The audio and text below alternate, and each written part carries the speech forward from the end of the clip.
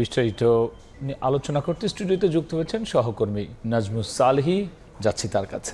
সালেহী, রাবি, আপনাকে আমরা মূল আলোচনা একটু পরে যাব, তার আগে আপনাকে জানিয়ে রাখি যেহেতু আজকে জুলাই স্মৃতি জাদুঘরের উদ্বোধন হয়েছে। উদ্বোধনের পরে আজকে বিকেলে যারা আহত জুলাই যোদ্ধা রয়েছেন এবং শহীদ পরিবারের সম্মানার্থে 2 ঘন্টার জন্য আজকে উন্মুক্ত করে দেওয়া হয়েছিল খুবই স্বল্প সংখ্যক মানুষদেরকে নিয়ে। সেখানে অনেক চেষ্টা করে সেখানে ভিতরে ঢোকার আমারও সুযোগ হয়েছিল। সেখানে আমি ঘুরে আমার যারা দর্শক আছেন তাদের জন্য কিছু তুলে নিয়ে আসার চেষ্টা করেছি।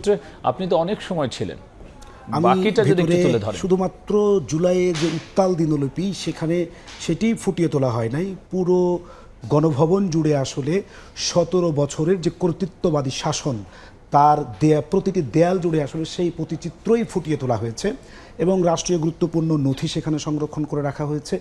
যে কেউ দর্শনার্থী ওখানে গেলে আসলে আপনি মূলত 17 বছর শেখ হাসিনা যেই শাসন আমল বাংলাদেশের মানুষের উপরে চাপিয়ে দিয়েছিলেন, কতটা কর্তৃত্ববাদী তিনি হয়ে উঠেছিলেন, তার গুম খুন গণহত্যা থেকে তার সকল ধরনের অপকর্ম ওই লাল দালান অর্থাৎ গণভবন যেখান থেকে তিনি তার নির্দেশনা দিয়েছেন সেটি ছিল তার ক্ষমতার কেন্দ্রবিন্দু।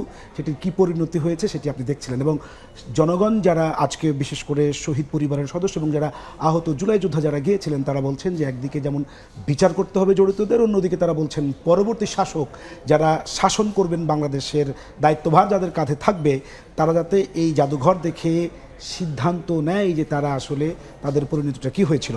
আজকে উদ্বোধন হয়েছে স্মৃতি জাদুঘরের। সেখানে বাংলাদেশের প্রধানমন্ত্রী তারেক রহমান এবং সাবেক অন্তর্বর্তী সরকারের প্রধান উপদেষ্টা ডক্টর মোহাম্মদ ইউনূস সেখানে উপস্থিত ছিলেন এবং জুলাইয়ের যোদ্ধা এবং শহীদ পরিবারের সেই সদস্যদেরকে নিয়ে তারা সেখানে অনুষ্ঠানটি করেছেন। সেখানে তারেক রহমান বলেছেন যে প্রধানমন্ত্রী বলেছেন যে ফ্যাসিস্টদের মুখোশ খুলবে এই জুলাই জাদুঘর, অর্থাৎ 17 বছরের তাদের যেই শাসন আমলের যে দুঃসহ স্মৃতি যন্ত্রণা তা দেখে মানুষ আসলে তাদেরকে প্রকৃতভাবে চিনবে যে কতটা ফ্যাসিস্ট ছিল আওয়ামী লীগ। এবং গণভবনের নিরপেক্ষ তিনি বলছেন যে যেই সাধারণ মানুষ বিশেষ করে জুলাই যোদ্ধাদের যে দাবি তিনি বিশ্বাসযোগ্য এবং বিচারের প্রতিশ্রুতি দিয়েছেন এবং রাব্বি যে প্রতি জেলায় একটি করে সরকারি স্থাপনার নাম ওই জেলার যে শহীদরা রয়েছে তাদের নামে করার প্রতিশ্রুতি দিয়েছেন প্রধানমন্ত্রী। সালেহী, একটু যদি বলেন যে আজকে তো খোলা হলো, সাধারণ জনগণ কি দেখতে পাবে কবে থেকে? আগামীকাল সকাল থেকে অর্থাৎ 6 আগস্ট থেকে প্রতিদিন সকাল 10টা থেকে সন্ধ্যা 6টা পর্যন্ত সাধারণ মানুষের জন্য সেটি উন্মুক্ত থাকবে এবং 50 টাকা এবং 20 টাকার টিকিট নির্ধারণ করা হয়েছে এবং প্রতিটি টিকিট আসলে সংগ্রহ করতে হবে। আজকে বলা হয়েছে সেটি হচ্ছে ওয়েবসাইটের মাধ্যমে, অনলাইনের মাধ্যমে। রাবি, আজকে একদিকে যেমন হচ্ছে যে জুলাই গণ অভ্যুত্থানের যারা শহীদ তাদেরকে স্মরণ করা হচ্ছে, ঠিক একইভাবে আজকে কিন্তু রাষ্ট্রীয় একটি অনুষ্ঠান ছিল চিন্মৈত্রী সম্মেলন কেন্দ্র। সেখানে আহত জুলাই যোদ্ধা এবং শহীদ পরিবারের সদস্যদেরকে সম্মাননা দিয়েছে মুক্তিযুদ্ধ বিষয়ক মন্ত্রণালয়ে। উপস্থিত ছিলেন ভারপ্রাপ্ত রাষ্ট্রপতি। সেক্ষেত্রে এই সভায় কি কি বিষয় উঠে আসলো? এই সভায় মূলত আমরা প্রতিবেদনেও খানিকটা দেখে ফেলেছি, যখন মুক্তিযুদ্ধ মন্ত্রণালয়ের বানানো একটি ডকুমেন্টারি তথ্যচিত্র দেখানো হচ্ছিল, সেইখানে থেকে বিশেষ করে ওই সময়ের বৈষম্য বিরোধী ছাত্র আন্দোলনের একজন নেতা মাহিন সরকার তিনি সেখানে প্রথম আপত্তিটা উত্থাপন করেন। তিনি জানান যে এই যে তথ্যচিত্রটি প্রদর্শিত হয়েছে সেখানে আসলে সঠিক ইতিহাসটা তুলে ধরা হয় না। অর্থাৎ তারা বলছেন যে বৈষম্য বিরোধী ছাত্র আন্দোলনের ব্যানারেই শুরুতে আন্দোলনটি সংগঠিত হয়েছিল, তাদের অবদানকে খাটো করে দেখা হয়েছে। তারপর কিন্তু এনসিপির নেতা আখতার হোসেন সদস্য সচিব, যিনি ওই সময় অন্যতম একজন বৈষম্য বিরোধী ছাত্র আন্দোলনের সমন্বয়ক ছিলেন, তিনি সেখানে দাঁড়িয়ে সেই বক্তব্য তিনি উপস্থাপন করেছেন। তিনি কোথায় কোথায় ভুল আছে তিনি সেটা বলার চেষ্টা করেছেন। পরবর্তীতে সময়ে কিন্তু মুক্তিযুদ্ধ বিষয়ক মন্ত্রী সেটির জন্য আসলে ভুল তিনি স্বীকার করেছেন এবং বলেছেন যে এটি একটি অসম্পূর্ণ তথ্যচিত্র হয়েছে। পরবর্তী সময়ে তারা সেটিকে আবার সম্পূর্ণ তথ্যচিত্র হিসেবে তারা আবার সেটিকে সংশোধন করে নেবেন। চলুন আমরা একটু দেখি যে আসলে সেই প্রোগ্রামটিতে সেই রাষ্ট্রীয় অনুষ্ঠানে আর কি কি ছিল। তথ্যচিত্রে ভুলের জন্য মুক্তিযুদ্ধ বিষয়ক মন্ত্রী আহমেদ আজম খান তিনি ক্ষমা চেয়েছেন, সেটি আপনাকে একটু আগে বলেছি। এবং জাতির মধ্যে বিভেদ কাম্য নয় বলেছেন অস্থায়ী রাষ্ট্রপতি হাফিজউদ্দিন আহমদ বীর বিক্রম। তিনি বলছেন যে তিনি সেই একই সঙ্গে সেখানে বলেছেন যে জুলাই আহত যোদ্ধা এবং যারা শহীদ তাদেরকে পুনর্বাসন করা, তাদেরকে দেখে শুনে রাখা সরকারের পবিত্র দায়িত্ব, তিনি সেটিকে মনে করে দিয়েছেন। এবং পাশাপাশি তিনি বলেছেন যে আওয়ামী লীগ যে এত বড় একটা গণহত্যা চালিয়েছে সেই গণহত্যার জন্য তাদের মধ্যে কোনো অনুশোচনা নাই। তারা আবার বিভিন্ন ধরনের হুমকি দামকি দিচ্ছেন যে তারা ফিরে আসতে চান। তিনি বলছেন যে ফিরে আসুন, দেখা হবে রাজপথে, এরকম একটি ব্যাপার তিনি সেখানে সেই চ্যালেঞ্জ ছুটের মতো তিনি সেটা আসলে বলেছেন। পাশাপাশি জুলাইয়ের কৃতিত্ব নিয়ে প্রতিযোগিতা দেখছেন স্বরাষ্ট্রমন্ত্রী। তিনি বলেছেন যে জুলাইয়ের কৃতিত্ব নিয়ে আসলে বিভিন্ন দলের মধ্যে নানাভাবে প্রতিযোগিতা শুরু হয়েছে। তিনি বলছেন রাজনৈতিক দলের কেউ কেউ যখন জুলাইয়ের কৃতিত্ব নিয়ে তারা প্রতিযোগিতা করছে, তখন সরকার জুলাইয়ের আকাঙ্ক্ষা বাস্তবায়নের জন্য আসলে তখন তারা প্রতিযোগিতা করছে।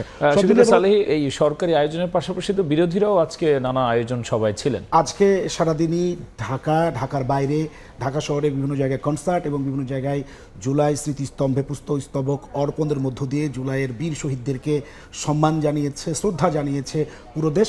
রাজধানীতে বাইতুল মোকাররমের দক্ষিণ গেটে বিরোধী দল জামাতের নেতৃত্বে 11 দলীয় ঐক্যজোট তারা সেখানে একটি সমাবেশ করেছে। সেখানে জোটের শীর্ষ নেতারা অংশ নিয়েছেন এবং জামায়াতের আমির সেখানে হুঁশিয়ারি দিয়ে বলেছেন যেখানেই ফ্যাসিবাদ যেখানে ফ্যাসিবাদ দেখা দিবে তারা আসলে সেখানেই দুর্বার প্রতিরোধ গড়ে তুলবে।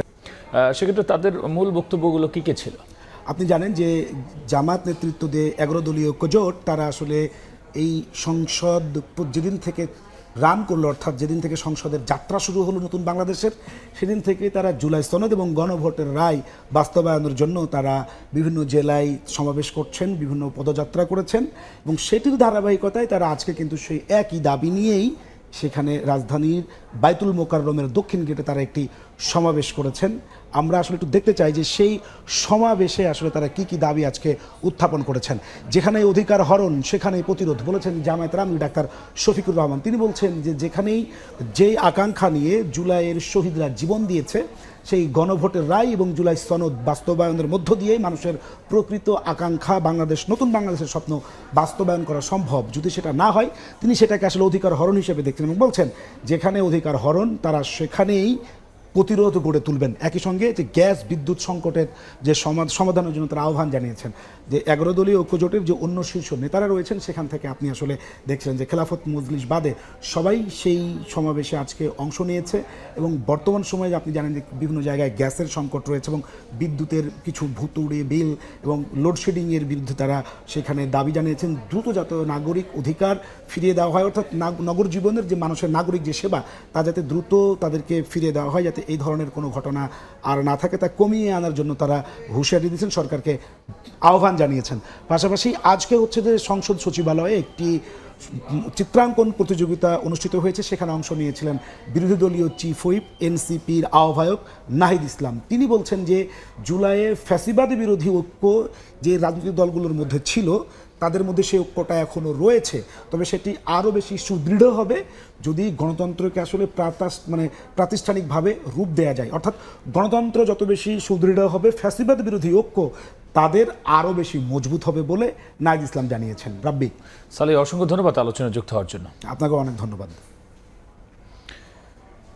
5 আগস্ট ঘিরে জুলাই স্মৃতি জাদুঘরের উদ্বোধন, সরকারি আয়োজন এবং বিরোধীদের বক্তব্য এবং বক্তব্যের প্রতিক্রিয়া বিস্তারিত নিয়ে আলোচনার জন্য স্টুডিওতে যুক্ত হয়েছিলেন সহকর্মী নাজমুস সালেহী।